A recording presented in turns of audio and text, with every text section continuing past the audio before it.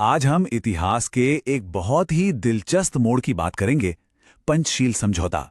ये वो समझौता था जिसने दो बहुत बड़े एशियाई पड़ोसियों मतलब भारत और चीन के बीच दोस्ती की एक नई सुबह का वादा किया था।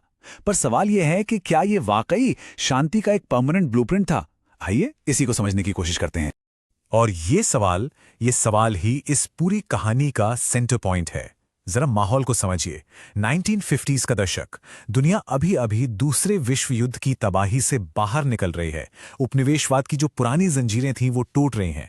अब ऐसे में जब नए नए देश वर्ल्ड स्टेज पर अपनी पहचान बना रहे थे तो वो एक दूसरे पर भरोसा कैसे करें, एक दूसरे के साथ रिश्ते कैसे बनाएं, ये उस वक्त का शायद सबसे बड़ा सवाल। तो इसी माहौल में दो बहुत बड़ी ताकतें एक नई पहचान के साथ सामने आ रही थीं। एक तरफ था भारत, जिसे अभी अभी आजादी मिली थी, और दूसरी तरफ था पीपल्स रिपब्लिक ऑफ चाइना, जो हाल ही में बना था। हजारों साल से ये दोनों पड़ोसी तो थे, पर अब उनके रिश्ते की एक नई, एक फॉर्मल शुरुआत होने वाली थी। और यकीन मानिए, पूरी दुनिया की नजरें इन्हीं दोनों पर टिकी। अब इस ऐतिहासिक काम का जिम्मा उठाया दो बड़े नेताओं ने, भारत के पहले प्रधानमंत्री जवाहरलाल नेहरू और चीन के प्रीमियर ज़hou एनलाई। देखिए, दोनों ही ये मानते थे कि एशिया के भविष्य के लिए इन दो महान सभ्यताओं के बीच एक पीसफुल रिश्ता होना ही चाहिए। एक ऐसा रिश्ता जो पुराने वो जो कॉलोनियल तौर तरीके थे उनसे एकदम अलग हो। और उनका जो सल्यूशन था वो एक दस्तावेज की शक्ल में सामने आया, जिसे हम आज जानते हैं पंचशील समझौते के नाम से। ये बस कोई मामूली ट्रीडी नहीं थी। ये भारत और नए चीन के बीच बिल्कुल पहला फॉर्मल एग्रीमेंट था। और इसने कह सकते हैं कि भविष्य के लिए एक बहुत ही आइडियलिस्टिक, एक आदर्शवादी रास्ता दिखाया। तो सवाल उठता है कि भाई, इस समझौते में ऐसा क्या खास था, इसकी नींव क्या थी? तो इसके बिल्कुल सेंटर में थे 5 सिद्धांत। और सुनिए, ये सिर्फ कोई रूल्स नहीं थे, ये एक दूसरे के साथ रहने का, एक साथ आगे बढ़ने का एक नया फलसफा था, एक पूरी की पूरी नई सोच थी। इसका नाम ही देखिए सब कुछ साफ कर देता है, पंचशील।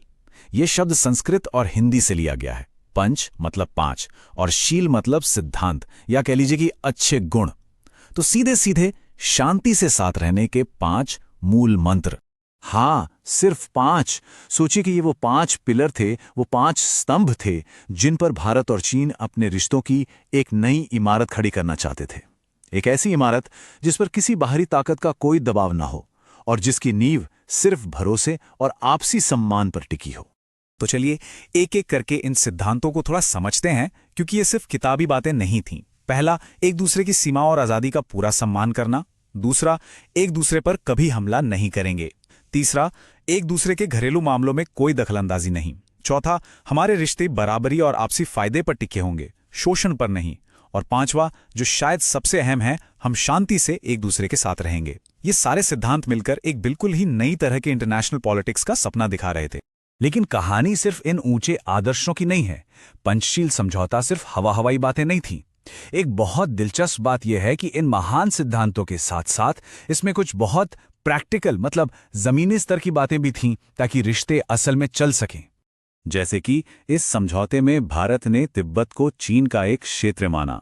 साथ ही दोनों देशों के बीच ट्रेड के लिए और लोगों के आने जाने के लिए, खास तौर पर तीर्थ यात्रा के लिए 6 रास्ते खोले गए, बाकायदा नियम बनाए गए। और हाँ, एक बात और गौर करने वाली है, ये पूरा समझौता सिर्फ 8 साल के लिए था। उस वक्त उम्मीदें कितनी ज्यादा थी, इसका अंदाजा जवाहरलाल नेहरू के शब्दों से लगता है। उनका मानना था कि ये जो सिद्धांत हैं, अगर इन्हें ठीक से माना जाए तो दुनिया में लड़ाई झगड़े की नौबत ही नहीं आएगी। मतलब ये सिर्फ भारत चीन की बात नहीं थी, इसके पीछे ग्लोबल विजन था। और जानते हैं, शुरुआत में ऐसा लगा भी। पंचशील के इन आइडियाज ने गुटनिरपेक्ष आंदोलन यानी नॉन अलाइन्ड मूवमेंट को बहुत इंस्पायर किया। ये उन नए नए आजाद देशों का ग्रुप था जो कोल्ड वॉर में ना तो अमेरिका के साथ थे, ना ही सोवियत संघ के। उनके लिए ये सिद्धांत एक उम्मीद की किरण जैसे थे। लेकिन सबसे बड़ा सवाल तो यही था कि क्या ये उम्मीद की किरण अपने ही घर को रोशन रख पाई? क्योंकि इतिहास हमें बार बार सिखाता है कि ऊंचे आदर्शों और जमीनी हकीकत में अक्सर एक फासला होता है। और यहां भी दोस्ती का यह सुनहरा सपना बहुत जल्द एक बुरे सपने में बदलने वाला था। ये टाइमलाइन देखिए, ये अपने आप में पूरी कहानी कह देती है। 1954 बड़े जोर शोर से, बड़ी उम्मीदों के साथ समझौते पर साइन हुए। 50s के बीच तक इसका असर पूरी दुनिया में दिखा और फिर सिर्फ 8 साल बाद 1962 में ठीक जब ये समझौता खत्म होने वाला था, उन्हीं दो देशों में जंग छिड़ गई। सोचिए कितनी बड़ी ट्रेजेडी है। वो जो वादा था ना, एक दूसरे की सीमाओं का सम्मान करने का, वो बॉर्डर पर बढ़ते तनाव के सामने टिक नहीं पाया और 1962 का भारत चीन युद्ध पंचशील समझौते की सबसे बड़ी और सबसे दुखद नाकामी बन गया। तो फिर आज इतने साल बाद इस समझौते को हम कैसे याद रखें? क्या ये बस इतिहास की एक भूली बिसरी नाकाम कोशिश थी, या फिर इसकी विरासत में आज भी हमारे लिए कुछ सीखने को है? सच तो ये है कि इसकी विरासत के दो पहलू हैं, एक ही सिक्के की तरह। एक तरफ इसके जो सिद्धांत हैं वो आज भी दुनिया भर में शांतिपूर्ण रिश्तों के लिए एक बेहतरीन मॉडल माने जाते हैं, एक आइडियल खाका। लेकिन सिक्के का दूसरा पहलू ये कड़वी हकीकत है कि जब बात नेशनल इंटरेस्ट और जमीनी विवादों पर आती है तो सिर्फ अच्छे इरादे काफी नहीं होते।